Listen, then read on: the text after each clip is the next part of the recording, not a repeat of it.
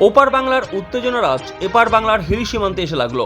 আজ দুপুর 2টো নাগাদ হিলি সীমান্ত দিয়ে দু দেশের মানুষ বৈধভাবে যাতায়াত করলেও ওপারে হাসিনার পতন ও সেনাবাহিনীর হাতে চলে যাওয়ার খবর ছড়িয়ে পড়তেই যাতায়াত যেমন বন্ধ হয়ে যায়, তেমনি ভারতীয় হিলি সীমান্তের ওপারে বাংলা হিলি সীমান্তের আন্দোলনকারীদের বিক্ষোভ ছড়িয়ে পড়ে।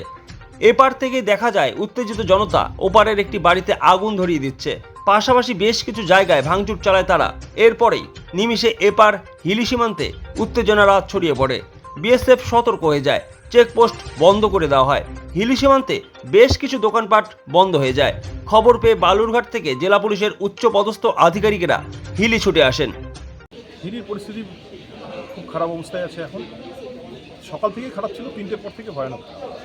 কি মানে ওখানে এক্সপোর্টে কি অবস্থা? এক্সপোর্ট তো সকাল থেকে কোনো গাড়ি এক্সপোর্ট হয়নি, সারাদিন এক্সপোর্ট হয়নি। আর বাংলাদেশে যেসব গাড়ি আটকে আছে সেগুলো গাড়িও নিয়ে আসেনি, আমরা চিন্তা করতে পারছি আগে যেগুলো এক্সপোর্ট হচ্ছে। আর 3টের পর থেকে বাংলাদেশের লোক যাতায়াত পর্যন্ত বন্ধ হয়ে গেছে।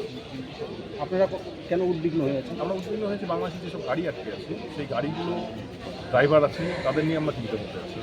তো তাদের কীভাবে নিয়ে আসা যায়, মানে তাদেরকে নিয়ে আসার চিন্তাটাই আমরা করতে পারি।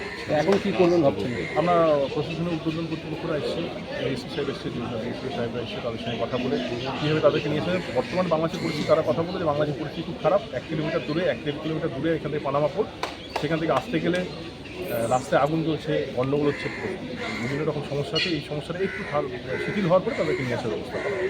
দাদা বাংলায় বাংলা শুনেছেন কি হয়েছে ওখানে, কি হয়েছে? ওপারে আগুন জ্বলছে, ভাঙচুর হয়েছে, এইটুকু শুনতে পাচ্ছি। এখান থেকে কিছুটা দেখাই যাচ্ছে, ধোঁয়া দেখা যাচ্ছে, আগুন জ্বলছে। বাংলাদেশের পাশাপাশি কতটা আঁচ লেগেছে আমাদের এই সীমান্তে?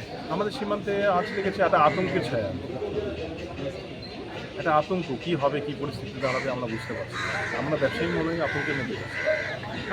ভারতবাসীরাও কি আতঙ্কের মধ্যে আছে? হিলিবাসীরা? হিলিবাসীরা অবশ্যই আতঙ্কের মধ্যে আছে। Thank you.